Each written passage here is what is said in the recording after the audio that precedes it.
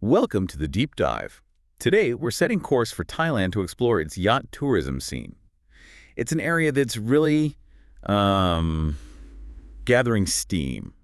Definitely. If you're into sailing or just the whole luxury yacht lifestyle, Thailand's probably on your radar with its amazing coastlines and, well, top-notch facilities. Yeah, the marinas, the yacht clubs, it all adds up. But it's more than just leisure now, isn't it? It's becoming quite significant for the Thai economy. It really is. It's attracting a lot of international buzz, a lot of investment. It's moving beyond just being a holiday option. Exactly.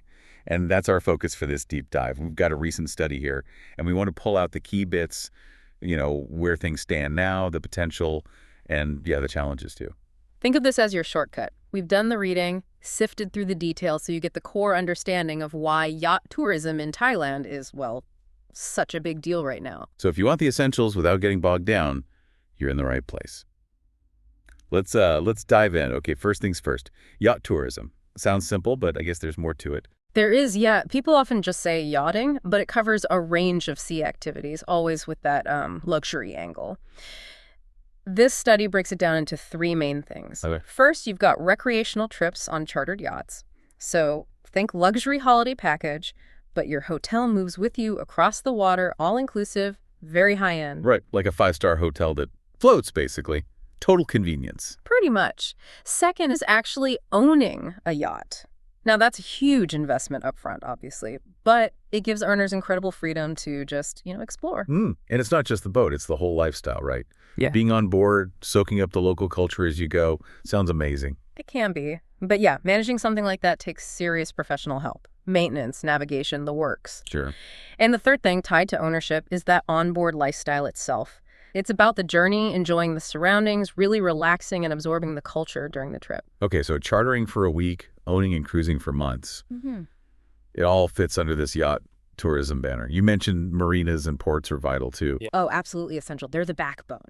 You need secure places to keep the yachts, get maintenance repairs, even handle customs and immigration stuff. Without good marinas, the whole industry just wouldn't work. Makes total sense. Okay, got the what. Let's look at the why. What's the economic ripple effect of all this in Thailand? Okay, this is where it gets really interesting. Yacht tourism brings in high spenders. We're talking affluent folks who, the study shows, spend way more than average tourists. More how?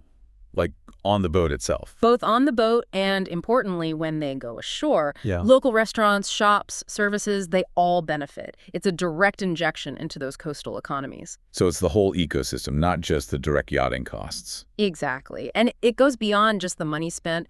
It really boosts Thailand's image as a premium destination. It appeals to travelers looking for that mix of culture, heritage, and, well, a bit of exclusivity. Polishes the brand, so to speak. Enhances the overall appeal. It does. Yeah. Plus, think about jobs. Building and running marinas, crewing the yachts, maintenance. It creates good maritime sector employment. Right. And don't forget the privacy aspect. For luxury travelers who want unique experiences away from the crowds, anchoring in your own secluded bay, that's a massive draw. Unbeatable privacy. Yeah, I can see the appeal. What about the environment? There's so much focus on sustainability now. Can yachting actually help? Well, potentially, yes. Yeah. It can encourage good practices, things like using designated anchorages, proper waste disposal. If it's done right, it can appeal to tourists who really care about the environment. So enjoying the beauty incentivizes protecting it. A positive feedback loop. Kinda. Hopefully. And it also diversifies what Thailand offers tourists. It shows off the amazing coastlines and islands beyond the usual cities and temples. It unlocks a whole different view of the country's beauty. Like finding those hidden gems you can only really get to by sea. And culturally, you get these interactions between, say, yacht owners and local fishing communities. That can build real understanding, which is valuable for everyone. So the bottom line from the study is that with smart investment and focus, Thailand has a huge opportunity to really cement itself as a top global spot for yacht tourism. Okay, so potential economic boosts, image enhancement, even promoting sustainability? It sounds like a pretty compelling package for Thailand. Let's change course a bit now. Where did all this start? What's the history? Well, the rise of yachting in Thailand is tied up with bigger changes, both in Thailand and globally. Southeast Asia, it wasn't always a top tourist spot. It got marketed as this charming region with, quote, exotic tastes of different cultures. Ah, that classic Oriental mystique angle. Funny how that historical marketing still shapes things. It really does, and the whole colonial history added to that sort of romantic appeal for Westerners. Back in the early 20th century, Bangkok started drawing in Europeans, wealthy Chinese too. Right? And while many came the usual ways, places like Hua Hin, Sriracha, Chanthaburi, they were also entry points, sometimes for people looking for something different. Interesting. Those aren't the first place you think of for Thai tourism now, maybe. Were they important early on for yachting? They were, actually. The study points out that yachting trips in Thailand and the region started way before the mid-'80s, long before the famous Phuket King's Cup.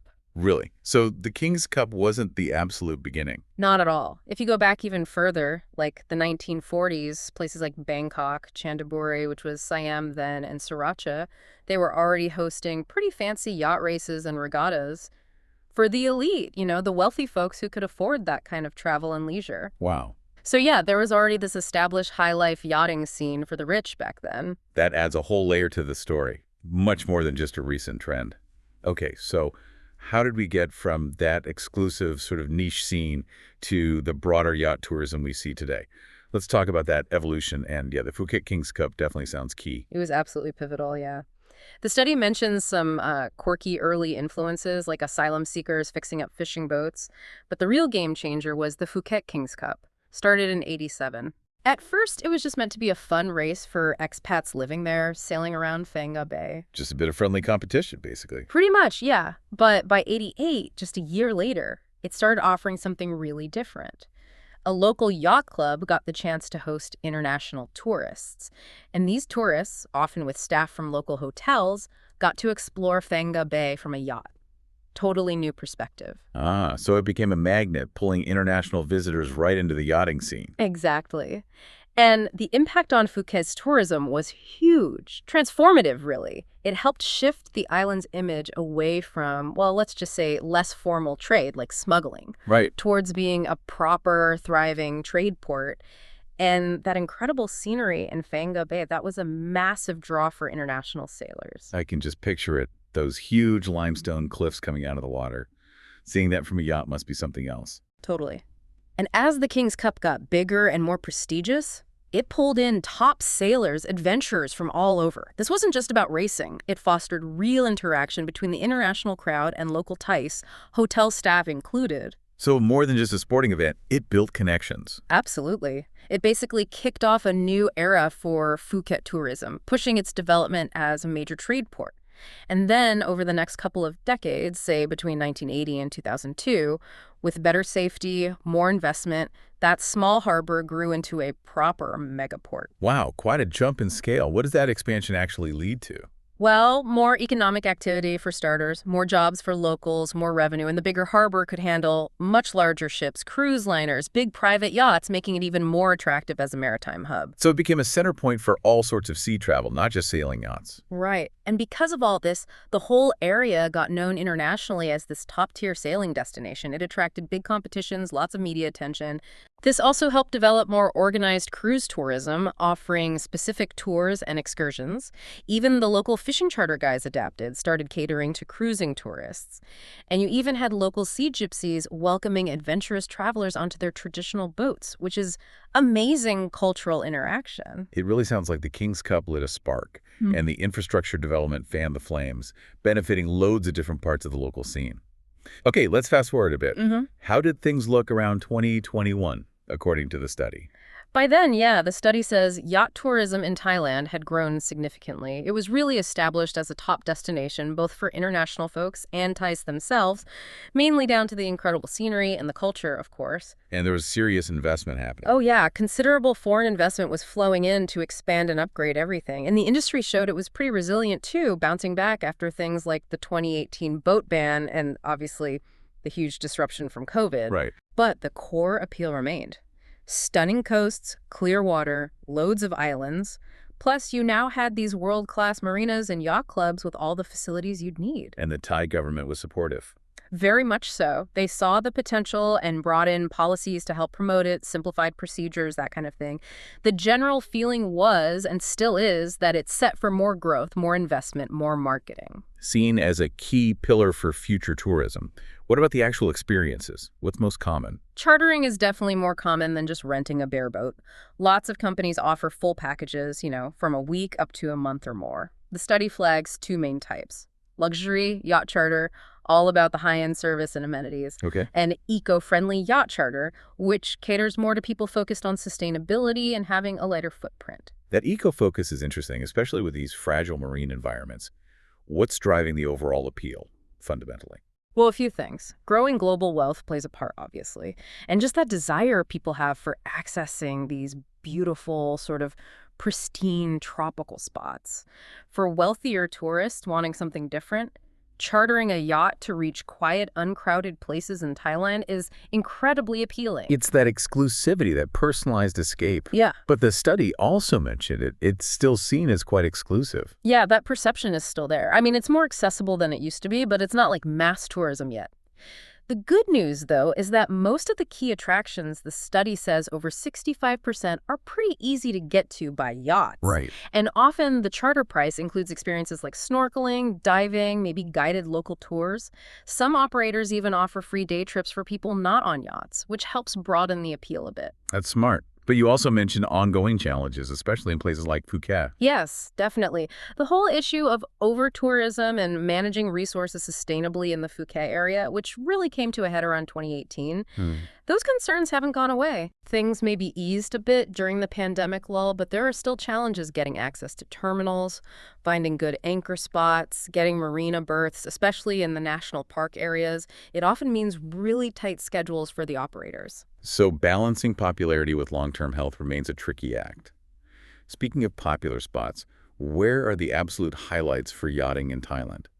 Oh, Phuket and the surrounding provinces, definitely. That's the absolute heartland for yacht charters and sailing in Thailand. It's the key area. And it's not just Phuket Island, but the whole Bay Area, right? Exactly. Phang Nga Bay is stunning with those famous limestone karsts sticking out of the water. And yeah, James Bond Island is there, massive tourist draw. Plus, you've got amazing beaches all along the coast near the bay, easy to reach by boat. Those Phang Nga pictures are just iconic. Seeing it from a yacht must be incredible. It really is. And Phuket itself, while busy, has great beaches, lots of local culture, very welcoming to sailors. It's a perfect spot to stock up or relax before or after a trip. Good base camp.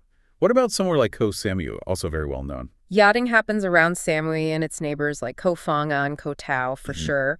But the study notes that over there you see more smaller boats, ferries, fishing boats used for getting around.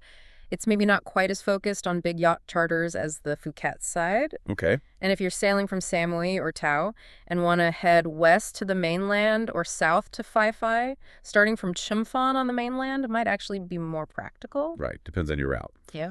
And the Phi Phi Islands, another classic Thai image. Oh, absolutely classic. Yeah. Beautiful harbors, great swimming, snorkeling, kayaking into little coves, lovely beaches, fantastic local food. You can even hire the traditional longtail boats for a more romantic trip out to some tiny secluded beach. The study specifically mentions Koh Phi Phi, Amaya Bay, and nearby Anchor Island as really nice, quieter spots. They're part of that national park area around Phi Phi and Rayleigh. That sounds idyllic. And for amazing views, day or night, apparently Thangka Tropical Viewpoint is the place to go. Okay, so loads of variety, different vibes depending on where you go. Yeah. Now, we touched on challenges earlier, but let's dig into that a bit more. The bigger picture of challenges versus opportunities for yacht tourism there. Yeah, like any booming tourism sector, it's a mix. On the one hand, you've got this growing global fascination with sailing, luxury boats, beautiful marine spots, nice yacht clubs. That's a huge opportunity for Thailand. Right. But as we've seen elsewhere, just opening up easy access to fragile places without really careful management can cause serious long-term environmental damage.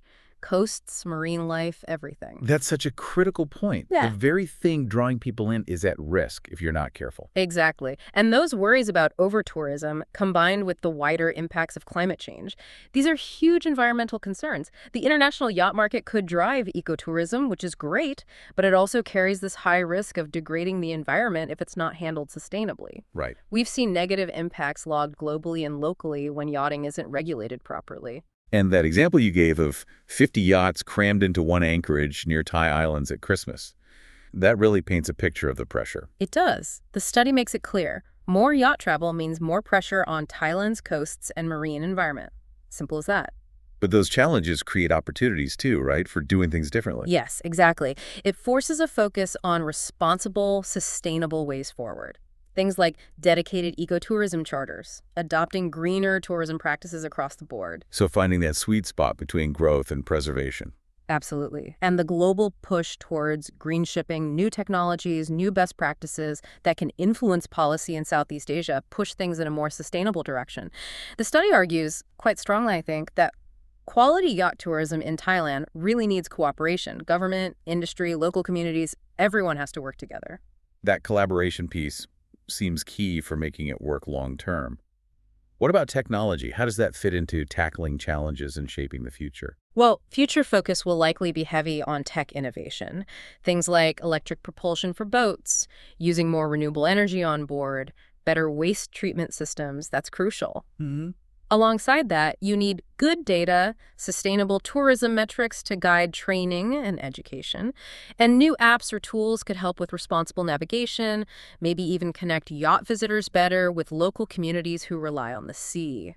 Sounds like a really joined-up approach is needed. Let's zoom in on that environmental sustainability piece because it keeps coming up as vital. It's absolutely central. Yacht tourism can showcase Thailand's marine beauty like nothing else, but only if sustainable practices are front and center. Protecting these vulnerable ecosystems, fighting pollution threats to marine life and local people, that has to be the priority. You mentioned yacht operators in Phuket were already making efforts. Yeah, the study highlights things like optimizing engines for better fuel efficiency, using greener tech on board, switching to cleaner fuels to cut carbon footprints. Practical steps. Exactly.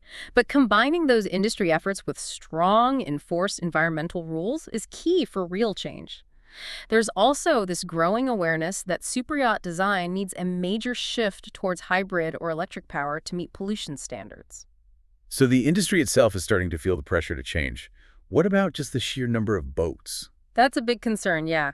The number of superyachts plus all the day trip boats. It puts a strain on the environment, especially with global warming making ecosystems more fragile. There's an urgent need for better environmental protection, knowing that yachting is likely to grow. Right. The study even floats the idea of design changes that might mean you need fewer boats overall to carry the same number of tourists, reducing the collective impact. Interesting. Maybe larger, more efficient designs. Could be. Plus, think about the experiences offered. If tourists get to see whale sharks, learn about marine life in protected areas, that builds support for conservation. The idea is if you offer these high-value, conservation-focused holidays, maybe other countries will follow suit. Making conservation pay, essentially. Yeah, exactly. The study puts it starkly. The marine environment needs to be valued more alive than dead, and that can happen through exclusive, well-researched luxury tourism that builds sustainability in. And involving local communities. Crucial. Giving them real incentives for conservation alternative jobs, ways to enhance the value of their marine resources. The study mentions future research looking into luxury ecotours, enforcement costs, staffing needs, alternative tourism products, all aiming for a smoother, greener system for yachts visiting the islands. Sounds like a necessary shift towards a more responsible, maybe even higher value model. Okay, looking ahead now, what future trends are likely to shape yacht tourism in Thailand? Well, a big one is this shift in consumer behavior. People in the 21st century increasingly want experiences, not just stuff. That opens huge doors for experiential luxury travel in yachting. So less about just having the fancy boat, more about what you do. Exactly. Niche groups are looking for unique, exclusive, tailored experiences. They value things like privacy, authenticity, maybe intellectual stimulation, wellness, and definitely sustainability. Right. So we're seeing demand grow for things like adventure sailing trips, family nature adventures on boats, wellness retreats at sea, different lifestyle alternatives. Experiential travel is set to boom, especially in the Asia-Pacific region. Any specific markets driving that? The Chinese-speaking inbound market is flagged as a massive growth opportunity for Thai yacht tourism. Makes sense. Right. What about technology's role in these trends? Well, online access, booking platforms, they've already made planning trips much easier. Going forward, collaboration between everyone, yacht operators, marinas, infrastructure people will be vital for managing these digital tools and adding real value. Okay. We're also seeing trends in boat design, more mart-free boats using natural materials, solar power, maybe synthetic fuels, minimalist interiors too.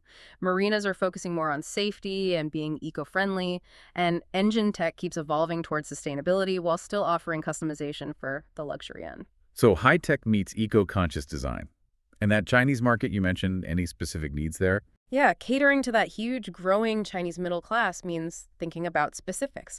Things like having Chinese speaking staff available, ensuring really good Wi-Fi on board, and in marinas, that's important. Little things that make a big difference. Totally. And the study stresses that a successful future needs good public advertising, strong industry collaboration, good networking to really sell the region globally. Success comes down to delivering results people want. Makes sense? You mentioned one final crucial point, though, wealth distribution. Yes, that's a big one. Oh, How the money from yacht tourism gets spread around. Right now, it's often quite uneven. There's a real need for policies to make sure local communities get a fair slice of the pie from this growing industry. right. So, to quickly sum up those future trends, it's about experiences and personalization, big growth potential in Asia-Pacific, especially China, a major shift towards sustainability, and this critical need for fairer wealth distribution and smart marketing.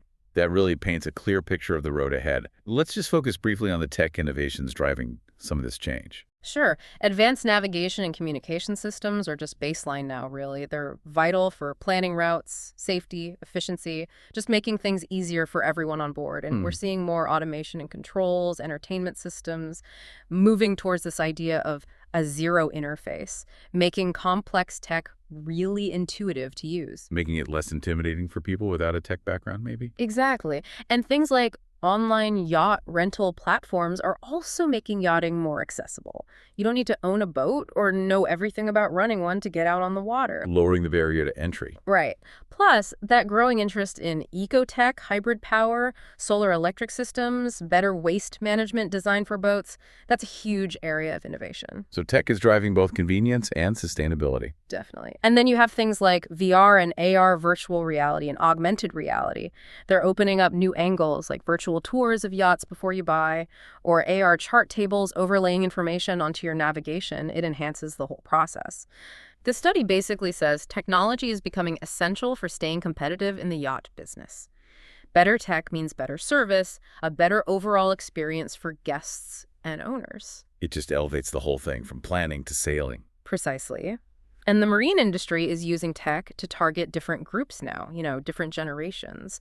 You see cool service ideas on platforms too, like flexible pricing for sharing boats or renting out gear easily. And the boats themselves just keep getting smarter, greener, better controls, lower consumption, better engines, satellite comms. It sounds like constant improvement. It is. Maybe radical redesigns happen slowly, but the industry is definitely open to applying new tech. Even traditional areas, like the study mentions 3D printing being explored for military submarines. Really? Yeah. And smaller handy tech keeps trickling down to recreational boats, making them safer and easier to use. So yeah, the future of yachting looks bright, with technology constantly evolving to meet what boaters want and need. Well, this has been incredibly informative, a real deep dive into Thailand's yacht tourism world. Before we finish, let's just quickly recap the main points. Okay, so we saw how Thailand's become a major player in yacht tourism, looked at its history from those early, more exclusive days to the booming industry now. We covered the current situation, the amazing destinations, but also the real challenges and opportunities ahead. Right. And we really stress that growing focus on environmental sustainability, the future trends like experiential travel and tech advances, and that absolutely crucial issue of making sure the economic benefits are shared more fairly. So as we anchor this discussion, here's something for you, our listeners, to think about. How will this mix of luxury travel desires, environmental awareness, and new technology keep changing how we explore the seas? And what part will places like Thailand, with all their natural beauty and growing ambition, play in that future? Thanks for joining us on The Deep Dive.